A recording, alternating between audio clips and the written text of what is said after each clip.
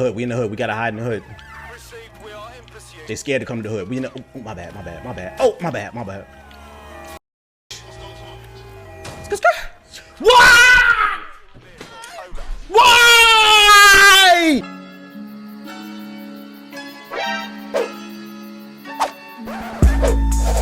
What's going on, beautiful people? The Black Hokage here, aka TBH, and to be honest, I'm here with that Watch Dogs Legion review. I know it's late, but better late than never. But before we get into that, friendly reminder, for the month of January 2021, I am giving away a free next-gen console. If you want to get your hands on that rare Xbox Series X 4K capable playing games like Forza and Cuphead and the Game Pass and the YouTube app, there will be a link in the description box below if you want to get your hands on Microsoft's new next-gen console.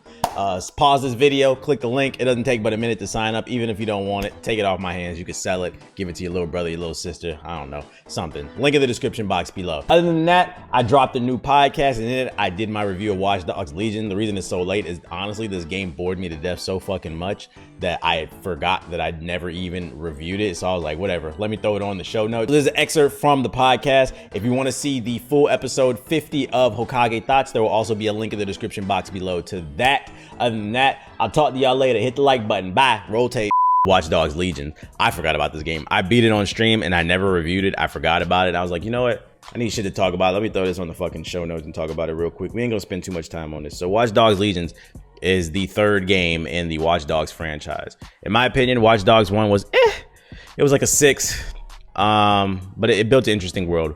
Watch Dogs 2, classic. I love that game. That shit was like an 8 or a 9. I thoroughly enjoyed that game. It had a lot of personality in that game and a lot of great gameplay mechanics, and the world of San Francisco that they built, the Bay Area, because it also had Oakland in there as well.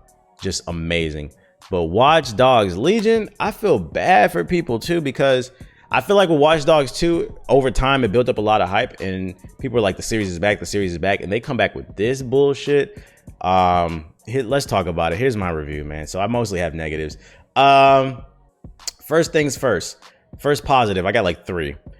You can literally play as anyone in Watch Dogs Legion. So that's why the game is called Legion, because you literally control a legion of individuals. You can control a legion of individuals in the city of London. This game takes place in London.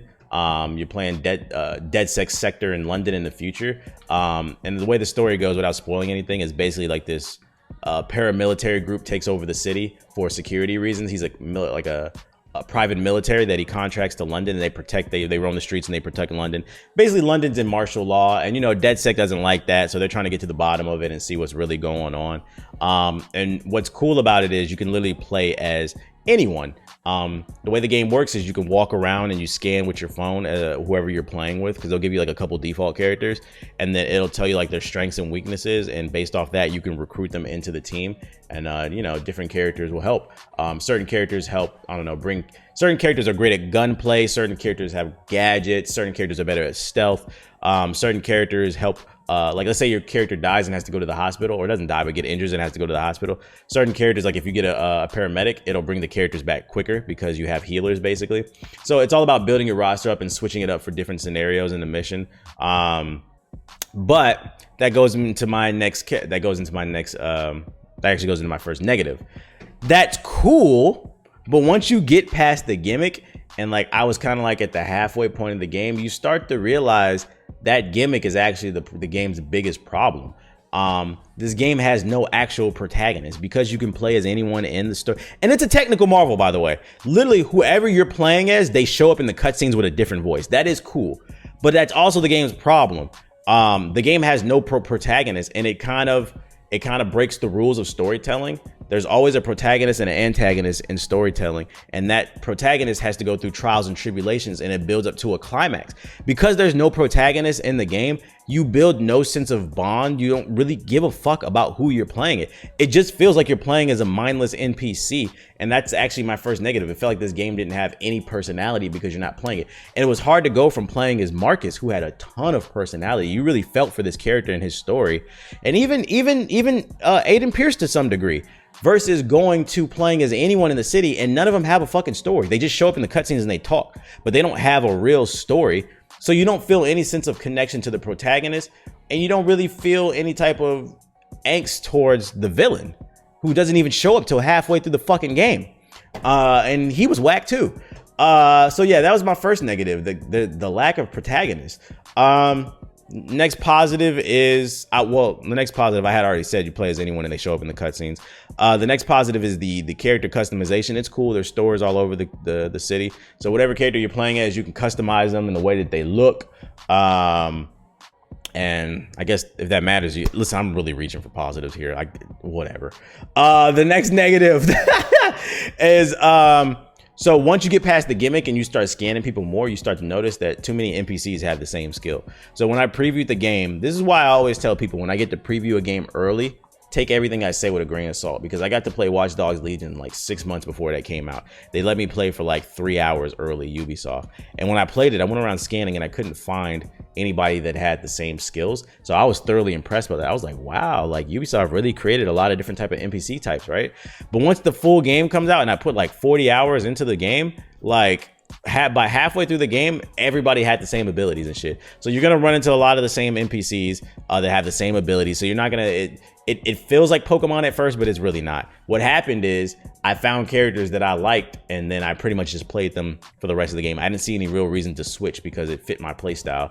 So too many of the NPCs have the same skills, and it waters down the gimmick of being able to recruit anybody. There's no point once you find somebody that you like. The last positive I have is there is a large skill tree. There's a lot of different abilities with gadgets and like takedowns and stuff like that. Like drones that attack, drones that scout. You have like the spider bot that can like double jump and get you into certain places and electrify people and shit. There's a lot of really cool different abilities. You can unlock like a gun that shoots rubber bullets so you don't kill anybody if you want to play a non-lethal playthrough. There's the rubber bullet shotgun, the rubber bullet SMG. And as well as like the hacking, like all the different hacking abilities is cool. There's some new abilities, but for the most part, it kind of stays the same. It has like those big ass lines that be all over the wall, and you got to flip them around and connect the lines and shit like that. It didn't involve that much, but there's a little bit of new stuff there. After that, all I got is negatives. Performance issues. I played on the Xbox One, which is the last gen Xbox, not the new one. And for the most part, I would say like 75% of the time it ran okay. But I did run into a lot of frame drops, like 25% of the time, and some screen tearing. So note that you are going to run into that. And then it's an open world Ubisoft game. Expect bugs and glitches. The same stupid ass Ubisoft AI. Go hide in the corner and they'll act like they never seen you, or like you're clipping through and glitching shit. There was one glitch that I encountered. I uploaded it on TikTok where I was literally in a mission, and it was a main story mission, and I was getting chased by the police. And then my motorcycle literally just flung into the air and over a building. And like I fucking lost it on stream. So it's some really weird bugs and glitches in this shit. And then on top of that, the story is boring. And the characters are boring. I, honest to God, cannot name you one fucking character from this game. It was so fucking boring. And because I was like 80% through the game, like I was almost done with it, I just trucked through it. I was like, yo, I'm already this far. Let me just finish the game. The game is fucking boring. And I feel like that's why they barely fucking promoted it. This was hard to play. I'm not gonna lie. This was hard to play. This was not a terrible game. It's not like a fuck you, but I think my final recommendation for this is a hard skip. It's not even worth playing when the price drops. The shit's just boring. If you want a recommendation, play Watch Dogs 2. You could probably, it was for free on the Epic Game Store. I highly recommend playing Watch Dogs 2. That game is great. I don't know what the fuck happened with this game. London is boring, it's dry, it's fucking gray, it lacks color, it's cloudy like Cleveland. The story's boring, the characters are boring, there's no real protagonists, the NPCs all have the same abilities, performance issues, glitches, and bugs. It was just like, It felt like with this game, the best way I can describe it is it felt like I was going through the motions. It felt like just another open world Ubisoft game with no actual personality.